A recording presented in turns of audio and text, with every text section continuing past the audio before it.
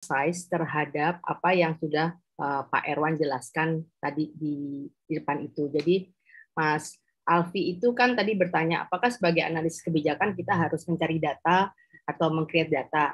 Nah, persoalannya sekarang ini data itu berserakan di mana-mana. Namun seringkali kita yang tidak tahu di mana kita mendapatkannya dan bagaimana caranya. Padahal semuanya gratis, banyak. Dan kita mengeksersis itu kami di IAPA tuh punya namanya pengajian malam Jumat untuk big data.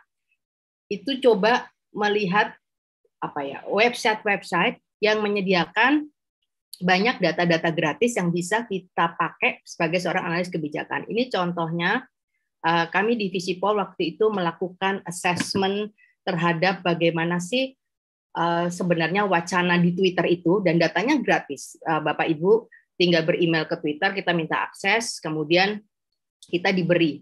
Nah, ini yang menariknya nih dari namanya analisisnya, namanya tadi CADS atau Corpus Assisted Discourse tadi, yaitu sebenarnya untuk melihat dari percakapan di Twitter itu ideologi-ideologi apa atau pesan apa yang bisa muncul, dan ternyata banyak pesan yang bisa muncul. Saya ambil contoh di kasus ini ya, misalnya kasus Palu.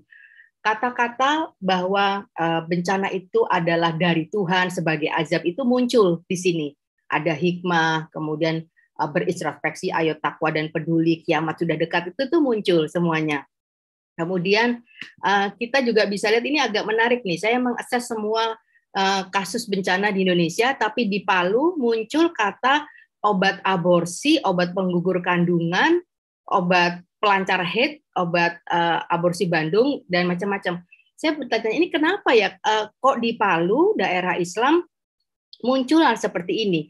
Ternyata itu ketemu bahwa ternyata di Palu itu setelah rumah-rumah singgah itu mereka keluarga kembali ke rumah utamanya, itu dipakai untuk anak-anak muda karena tidak ada kegiatan untuk melakukan hubungan suami istri, dan di sana menjadi banyak kehamilan di luar nikah, dan makanya iklan-iklan obat aborsi muncul.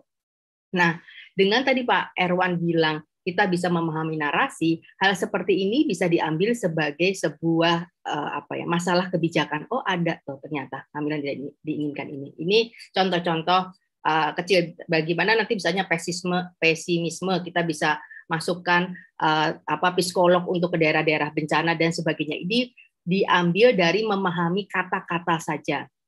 Kemudian kalau nanti toolsnya apa? Toolsnya untuk memproduksi kata-kata ini itu ada namanya Uncorn, itu gratis semuanya. Gratis, bisa diambil, nanti ambil aja Twitternya, disedot di sistem itu keluarlah kata-kata ini, kita tinggal milihin aja Bapak Ibu, itu manual milihinnya, mengklasifikasi mana kata-kata yang kita kategorisasikan ini gitu. Itu gampang dan itu gratis semuanya.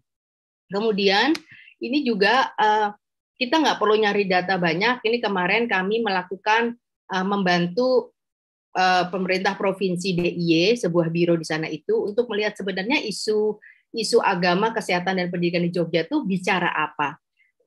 Kita nggak nyari data zaman COVID seperti ini, kita lihatnya dari media sosial dan portal berita, diambil dari beberapa portal berita. Ini ada portal-portal berita Jogja, itu kita ambil, dan sebenarnya kita jadi punya banyak hal-hal yang kita tahu. Oh, ternyata bicara tentang agama itu intoleransi di Jogja, itu muncul semuanya, dan ini cukup bikin kaget orang di provinsi sana. Ternyata sama ya dengan apa yang terjadi, yang memang mereka khawatirkan, itu bagaimana sentimennya dan sebagainya, itu kita bisa lihat di sini.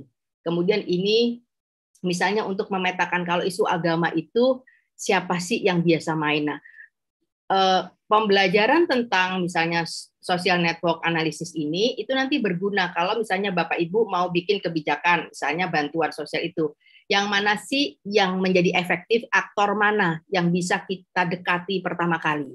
Itu penting. Nah, pakai metodologi atau approach seperti ini itu membantu kita. Dan ini sekali lagi datanya berserakan di mana-mana dan kita analis kebijakan hanya tinggal melihat ini. Gitu Bapak Ibu. Nah, ini contoh-contoh aja. Ada bidang agama, kesehatan dan sebagainya. Kemudian kalau mau tadi ini ada kita juga bisa melihat ini levelnya udah dunia dan ini gratis. Misalnya indikator good governance di dunia itu untuk melihat bagaimana negara-negara di dunia itu mengatasi COVID. Itu bisa semuanya. Ini seluruh negara di dunia, ada beberapa negara berkembang, maju, ada kategori negaranya. High income countries, lower middle income countries, upper middle income countries. Ini kita petakan dari sisi misalnya voice and accountability. Di mana yang paling bagus? Oh, kalau misalnya kuadran ini pakai tadi toolsnya namanya Tableau. Kemudian ini bisa keluar seperti ini. Oh, berarti negara yang paling bagus di atas rata-rata ini misalnya Greenland, New Zealand. Benar Bapak Ibu petanya. Jadi semakin bagus good governance-nya, ternyata semakin bagus mereka menangani COVID-nya. Itu ini ada beberapa bukti dari indikator. Dari mana indikator ini kita dapatkan? Dari websitenya World Bank dan dari dari WHO keluarin data. Terus kita cross check-kan aja, divisualisasikan, bisa bermacam-macam seperti ini. Itu Bapak Ibu. Jadi sebenarnya tools-tools basic yang ada di gratisan itu sudah sangat bisa sekali. Ini kemampuan dalam merumuskan kebijakan yang mana sih negara yang mampu merumuskan kebijakan yang bagus dengan penanganan COVID-nya. Bisa nih Singapura, New Zealand, Finland, negara-negara yang bagus. Gitu. Nggak masuk Indonesia, nggak masuk di sini. Begitu. Terus kemudian juga bisa ini misalnya gimana sih governance di negara high income countries itu di semuanya di dalam penanganan COVID bisa dilihat dari seperti ini Excel biasa. Nah, para analis kebijakan itu harus banyak mengeksersis sebenarnya metodologi, approach data yang berserakan tanpa adanya kendala nanti jadi alasan karena nggak dapat data dan sebagainya. Enggak, sekarang semua data ada. Dan kami divisi POL